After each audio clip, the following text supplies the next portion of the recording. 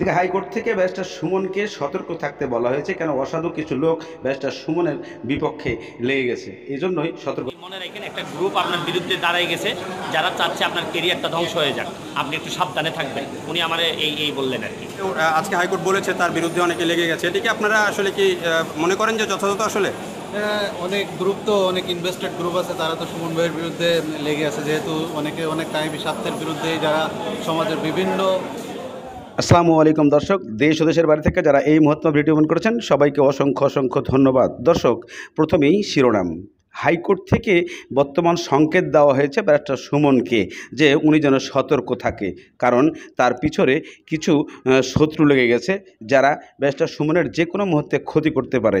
বর্তমানে ব্যারিস্টার সুমন ভালো কাজ করার জন্য হাইকোর্ট থেকে তাকে সহযোগিতা প্রদান করার চেষ্টা করা হয়েছে এবং বলা হয়েছে, তাই তাহাকে সংকেত দেওয়া হয়েছে যেন উনি নিজেকে সেফ থাকার চেষ্টা করেন। কেননা বাংলাদেশে এমন কিছু লোক তৈরি হয়ে গেছে, ওনার পিছনে যে কোনো মুহূর্তে তাকে মেরে দিতে পারে। অর্থাৎ এরকম একটা মানুষকে ভালো রাখার জন্য এবং সুস্থ রাখার জন্য, দেশের পক্ষে কথা বলার জন্য, দুর্নীতির পক্ষে কথা বলার জন্য হাইকোর্ট তাকে প্রোটেক্ট দেওয়ার জন্য জানিয়েছেন এবং হাইকোর্ট সবসময় ব্যারিস্টার সুমনের পক্ষে কাজ করবে, এটাই নিয়মিত ঘোষণা করে দিয়েছেন।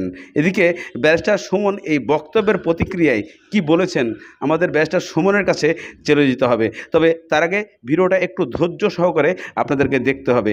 কেনই বা হাইকোর্ট ব্যারিস্টার সুমনকে এই সংকেতটা দিলেন, কীভাবেই বুঝলো হাইকোর্ট এই সংকেতের কারণে? কারণ বর্তমানে যে বিচারক উনি ব্যারিস্টার সুমনের ভিডিওগুলো প্রতিনিয়ত দেখতেন এবং এর কমেন্টগুলো উনি চেক করে দেখেন। এই কমেন্ট ক্ষেত্রে উনি ধারণা করেছেন ব্যারিস্টার সুমনের পিছনে যে লোকগুলো লেগেছে যে কোনো মুহূর্তে তার একটা বড় ধরনের ক্ষতি করতে পারে তার এবং তার ফ্যামিলির। সেই জন্যে হাইকোর্ট তাকে চূড়ান্তভাবে ঘোষণা করেছেন সে যেন কোনো কারণেই এককভাবে না চলে, বডিগার্ড ছাড়া।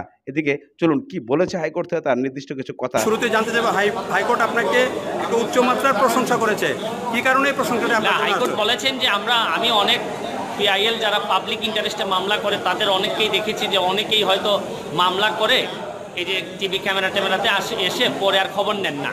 তা উনি আমাকে বললেন যে আমি আপনাকে বা আরও কয়েকজন আছেন যাদেরকে পাইছি যে যারা এক্সেপশন, তারা পুরো ব্যাপারটাকে সামনের দিকে নিয়ে যান। উনি আবার আরেকটা জিনিস বললেন যে আমি আপনাকে খুব অনেক দিন ধরে ফলো করতেছি, আপনি একটা গুড হার্ট, গুড সোল, অনেক ভালো হৃদয়ের মানুষ, আপনি এগিয়ে যান। তবে আপনি মনে রাখেন একটা গ্রুপ আপনার বিরুদ্ধে দাঁড়ায় গেছে, যারা চাচ্ছে আপনার কেরিয়ারটা ধ্বংস হয়ে যাক, আপনি একটু সাবধানে থাকবেন। উনি আমার এই বললেন আর কি।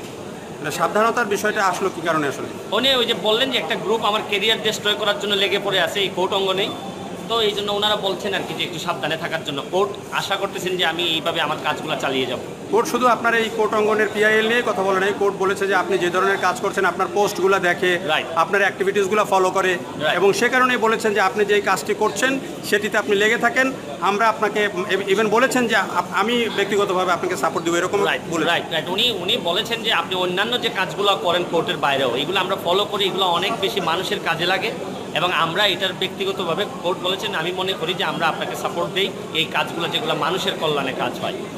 এই হাইকোর্ট থেকে এত বড় ধরনের প্রশংসা পাওয়া একজন আইনজীবী হিসাবে কিভাবে দেখেন? না, আমি মনে করি দেখেন, একমাত্র বিধাতা জানেন, আমার আল্লাহ জানেন, আমার আল্লাহকে খুশি করার জন্যই আমি এই কাজগুলো করি। মানুষের কষ্টে সহ্য হয় না, এই জন্য দাঁড়াই যাই।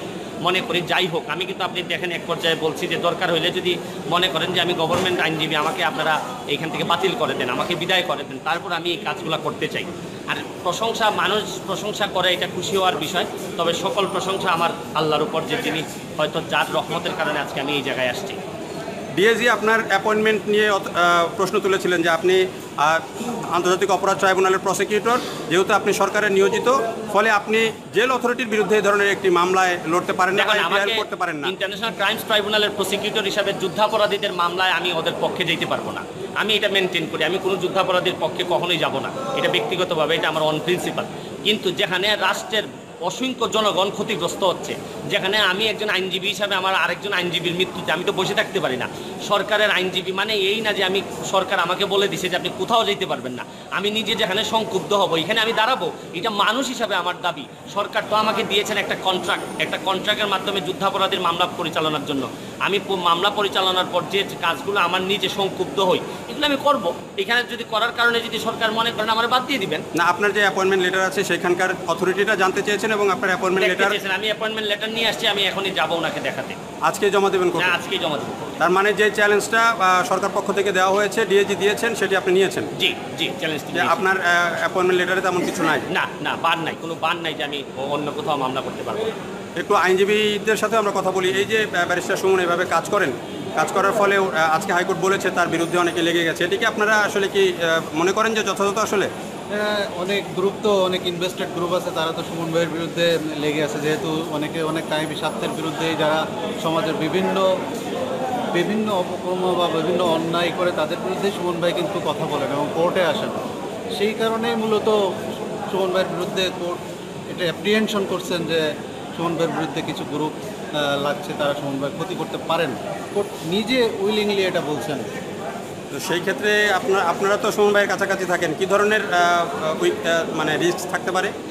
রিস্ক দেখেন, এখন তো ওইভাবে বলা যায় না, এখন তো রিস্ক নানাভাবে আমরা রিস্ক এটা মনে করি যে সুমন ভাইয়ের অনেক ক্ষতিই অনেকে করতে পারেন। তবে সে ব্যাপারে সুমন ভাই যেহেতু পাবলিকের জন্য, জনগণের জন্য কাজ করেন, উনি আবার একটু অনেক সাহসী মানুষ, অনেক কারেজাস মানুষ। এই কারণে ওনার এগুলো নিয়ে আমরা অনেক সময় বলি, আমরা নিজেরাও বলি ভাই একটু সাবধানে থাকা উচিত, কারণ আপনি যা করছেন পাবলিকের জন্য, কিন্তু এই সমাজের কিছু লোক আছে যারা যে এই অন্যায় অপকর্ম করবে এবং মানুষকে চুষে খাওয়ার জন্য, লুটে খাওয়ার জন্য যারা আছে তারা আপনার বিরুদ্ধে লেগে পড়ছে। সুতরাং আপনার একটু সাবধান থাকা উচিত এবং আমরাও একটু ভাইকে সবসময় একটু সাবধানে রাখার চেষ্টা করি। অনেক ধন্যবাদ আপনাকে। কথা বলছিলেন সুমন ভাইয়ের সাথে কাজ করেন আরও একজন আইনজীবী। এদিকে হাইকোর্টের আরও আইনজীবীরা অনেক দুঃখ প্রকাশ করেছেন এবং এটা নিয়ে কথা বলেছেন যে তারা বলতে চেয়েছে যে ব্যারিস্টার সুমনকে নিয়ে হাইকোর্ট যে নির্দেশনা দিয়েছে সেই সূত্রটা ধরে বর্তমানে আমরা অনেকেই চিন্তিত আছি। কেন চিন্তিত আছি? চিন্তিত থাকার মূল কারণ হচ্ছে এরকম একটা মানুষ এইভাবে যে কাজ করছে, মানে সত্যর পক্ষে লড়ছে এবং দুর্নীতির বিপক্ষে লড়ছে, তার জন্য মানুষ তার পিছে লেগে গেছে, হয়তোবা তার ফ্যামিলির ক্ষতি করতে পারে। এজন্য যারা কলিগরা আছেন তারা অবশ্যই এটা নিয়ে চিন্তিত এবং তাদের যে মন্তব্যগুলা কঠিনভাবে সে চিন্তাধারায় ফেলে গেছে। কেননা ব্যারিস্টার সুমন এমন একজন মানুষ, উনি নিজের জন্য কোনো কিছু করছেন না, উনি দেশের জন্য করছেন, অসহায় গরিব দুঃখী মানুষের জন্য করছেন। তাহলে এর প্রতিবাদে কেন তার পেছনে শত্রু লাগছে? শত্রু লাগার মূল কারণ একটা, উনি বর্তমান এমপি হওয়ার পরে এমন কিছু তথ্য সামনে নিয়ে এসেছে যে বিভিন্ন এমপি মন্ত্রীদের অনেক ক্ষতির মধ্যে পড়ে যাচ্ছে। কারণ হাজার হাজার কোটি টাকা সরকারের কাছ থেকে বরাদ্দ নেওয়া এই টাকাগুলা তারা আত্মসাৎ করতে এখন দ্বিধা হয়ে যাচ্ছে। কারণ তারা মন চাইলেই এই টাকাগুলা আত্মসাৎ করতে পারতেছে না। কারণ ব্যারিস্টার সুমন প্রকাশ করে দিয়েছেন কখন কত কোন সময় কত কোটি টাকা সরকার দিচ্ছে। আর এই জিনিসগুলো প্রকাশ হয়ে যাওয়ার কারণে এমপি মন্ত্রীদের খুবই কষ্ট হয়ে গেছে, খুবই দুঃখ হয়ে গেছে যে কোটি কোটি টাকা খরচ করে আমরা এমপি মন্ত্রী হয়েছি বস্তা ভরার জন্য, কিন্তু আজকে এই ব্যারিস্টার সুমনের কারণে আজকে আমাদের এই বস্তা ভরা টাকাগুলা চলে যাচ্ছে। এইভাবেই ব্যারিস্টার সুমন নিজেকে আড়াল করার চেষ্টা করলেও ব্যারিস্টার সুমনকে বারবার খুঁজে বের করার চেষ্টা করছে। তারা সবসময় তার পিছনে বডিগার্ড লাগিয়ে রাখে, সে কখন কোথায় যায় গোয়েন্দা থাকে।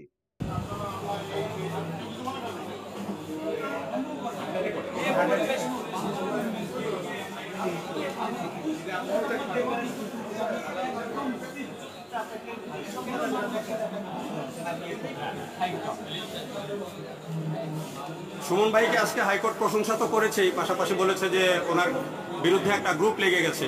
সেই ক্ষেত্রে আপনারা আইনজীবী হিসেবে, তার সহকর্মী হিসেবে কি বলবেন? আমরা মনে করি সবসময় এরকম সমাজে কিছু মানুষ কিছু ভালো কাজ করবে এবং সেই সঙ্গে একই সাথে কিছু দুষ্কৃতিকারী যারা রাষ্ট্রের এবং সমাজের ভালো চায় না, তারা এই মানুষগুলোকে নিরুৎসাহিত করতে, যারা ভালো কাজ করে তাদেরকে নিরুৎসাহিত করতে বিভিন্ন রকম অপপ্রচার চালায়। আমরা নিঃসন্দেহে এগুলোকে অ্যাভয়েড করে আমরা মনে করি যে যারা ভালো কাজ করতে চায় তারা এগিয়ে যাবে, কারণ তারা যারা সমাজের এরকম ভালো কাজের সাথে যুক্ত তারা কখনোই এই দুষ্কৃতকারী ব্যক্তি বা সমাজের লোকদের কথায় কান না দিয়ে তাদের পথে নিজেদের পথে এগিয়ে যাবে রাষ্ট্রের কল্যাণের জন্য, দেশের কল্যাণের জন্য। অনেক ধন্যবাদ। ব্যারিস্টার সাইদুল হক সুমনের পেছনে যেভাবেই লেগে থাকুক বা তার ক্যারিয়ারকে ধ্বংস করার জন্য বা তার এই যে সামাজিক দায়বদ্ধতার যে কাজগুলো অনেক জায়গাতে এক ধরনের পরিবর্তন এনেছে, অনেকের চোখ খুলে দিয়েছে, সেই কাজগুলোকে বন্ধ করার জন্য বা তার পেছনে যারা লেগেছে নিশ্চয়ই তারা বুঝতে পারবেন যে আসলে এইরকম একটি ভালো উদ্যোগকে, একজন ভালো উদ্যমী একজন মানুষকে দমিয়ে দেওয়া বা থামিয়ে দেওয়া সেটি আসলে কোনো সুস্থ মস্তিষ্কের কাজ হতে পারে না।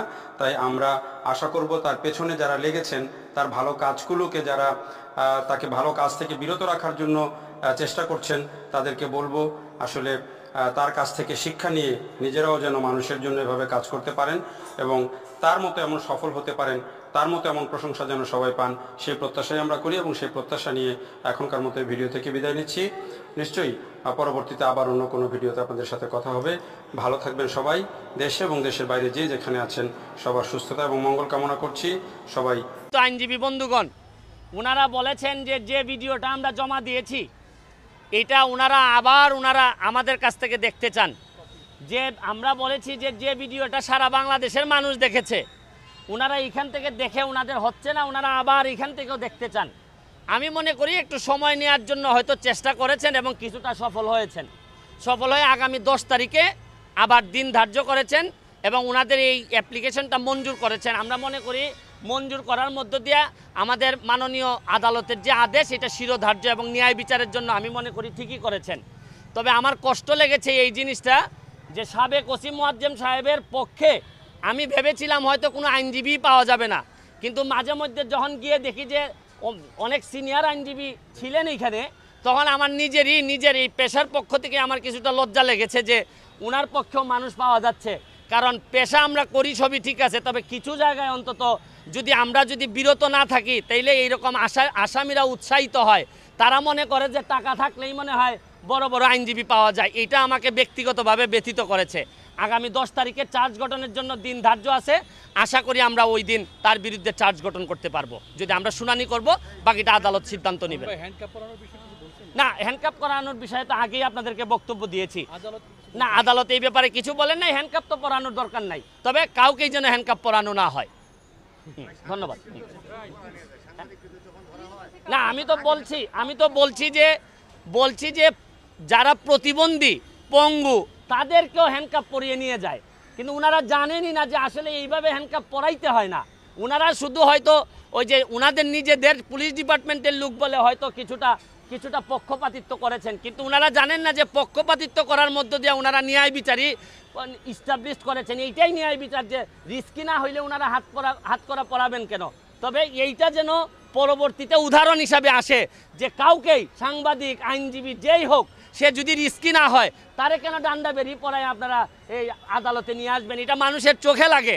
ন্যায় বিচার তো শুধু বিচার করা না, সবার সামনে, চোখের সামনে দেখানো যে এই ন্যায় বিচারটা এই বাংলাদেশের মাটিতে হচ্ছে, এইটাই হচ্ছে গিয়ে প্রকৃত ন্যায় বিচার। ধন্যবাদ। দর্শক, ইতিমধ্যে আপনারা সমস্ত ভিডিওর অংশগুলো শুনে ফেলেছেন। ব্যারিস্টার সুমনকে যে প্রশ্ন করা হয়েছিল উনি নিজে মুখে প্রকাশ করেছেন এবং কখন কোন এই কেসের এবং মামলার কখন কোনটা কোন সময় যে জারি করে এবং কোনটা যে আইন অনুযায়ী প্রসিদ্ধ করে, যে জিনিসগুলা আপনাদের আমার মূল কাহিনীতে কখনোই বাধায় সৃষ্টি হয় নাই। কিন্তু এক শ্রেণীর লোক যারা ব্যারিস্টার সুমনের বিপক্ষে দাঁড়িয়ে গেছে, এদের এই দাঁড়ানোর মূল কারণটা আপনারা ইতিমধ্যে জেনে গেছেন।